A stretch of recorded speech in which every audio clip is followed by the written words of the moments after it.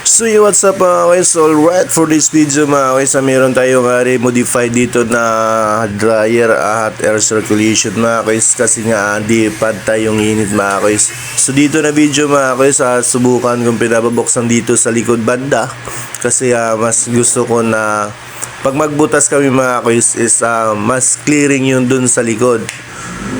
So yun na nga mga guys, kasi nga di talaga namin mabuksan, pinapatanggal ko na yung mga rivets at saka yung sa taas mga guys. So meron talaga siyang dun sa loob, meron siyang naka rivets pa, di naka-screw, di na talaga namin mabuksan. Din pag sa top kasi mga guys, hindi rin siya matatanggal yung top na ng dryer, kasi nga may blower na nakakabit, exhaust din, nakatacking din. So dito mga guys, ang ginawa ko, binidyohan ko na lang yung sa likod para nung sa ganun, pag sa loob ka kung magpabutas, wala kaming matatamaan ng mga elements doon sa pinagbubutasan namin, para nang sa ganun di mas malaki yung problema. So dito na nga siya mga guys, binidyo ko para mas sigurado. So yun na nga mga guys, check namin, check ko mga guys, clear naman mga guys sa bandang likod. So yun na nga mga guys, binutasan na namin para sa additional na fan. Kasi nga ang problema kasi dito dati mga guys is pag magdadry sila mga guys, sa bandang lower part, sa mid part lower, wala siyang init. Din sa taas mga guys, nasusunog na yung mga dinadry nila. Like yung sa katsa mga guys, nasusunog na rin talaga yung katsa. Din yung product, hindi siya mas yung pagka-dry. Kaya minsan may mga makunat na pagkaka-dry, uneven yung init, hindi pantay yung init. Saka unang-una pala mga guys, mula nung na-observe nila na ganito yung problema, isa tinawagan nila yung contractor, yung nagpapabricate ng dryer, na ganun yung complaint nila. So binalikan naman ng contractor mga guys, ginawa nila, binutasan nila yung sa gitna, din nagpalit sila ng fan. So pagkatapos ng mga guys, ganun pa rin yung sistema, ganun pa rin yung problema. So complaint ng operator, complaint ng in-charge, walang pinagbago. So na mga guys, tayo na yung pinapagawa mga guys, tayo na yung tinawagan na gagawin, i-remodified natin kung ano yung pwede nating magawa. So na mga guys, alam ko na kasi yung problema sa ganyan scenario. Yun dyan tayo magdadagdag ng fan. Alright.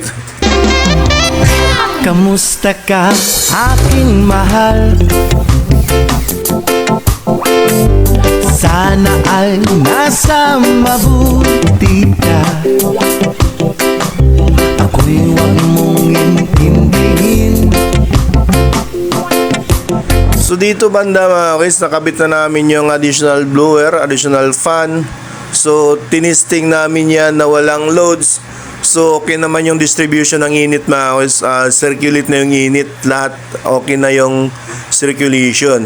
So ngayon mga guys, titisting natin na meron siyang loads. So ang gagawin natin mga guys, meron naman mga fully dry doon na product, so i-redry natin mga guys. Alright. So ngayon mga guys, titisting namin itong ginawang dryer. Then mas maganda mga guys, pag testing natin meron siyang loads na product. So ito na nga mga guys, na re-dry. Ito. Then hello mga guys. So yan yung in charge dito mga guys, yung visor dito sa production. Then yan. Then kami dito mga guys, gumagawa na kami ng mechanical parts. So kung may mga magpapagawa mga guys sa mga about mechanical, hot air circulation,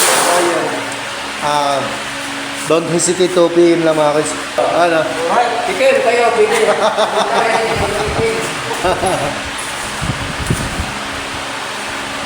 So, doon pa lang muna mga guys sa aming mga attire, kasi testing lang kami ng product. Sa mga, pag may mga operation naman dito mga guys, is proper uniform talaga sila mga guys, proper PPE. Alright. So kami kasi dito mga guys, isa mga ano lang kami dito mga guys, kumbaga Extra. ano bang tawag dito, mga ligaw. Ligaw. Mga taong ligaw lang kami dito. Ayun. Makakaraos din. mga gabing mapanglahat, pinadaan sa awitin, nalulungkot kong damdamin. Kahit na dilali-ali ang alalahanin,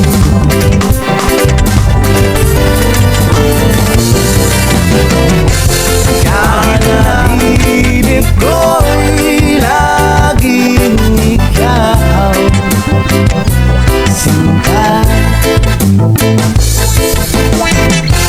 Kahit na So ayun na nga mga kuys, after 2 hours of testing sa dryer mga kuys, sa re-dry. So okay na yung circulation mga kuys, hot air circulation. So job well done mga kuys. Alright.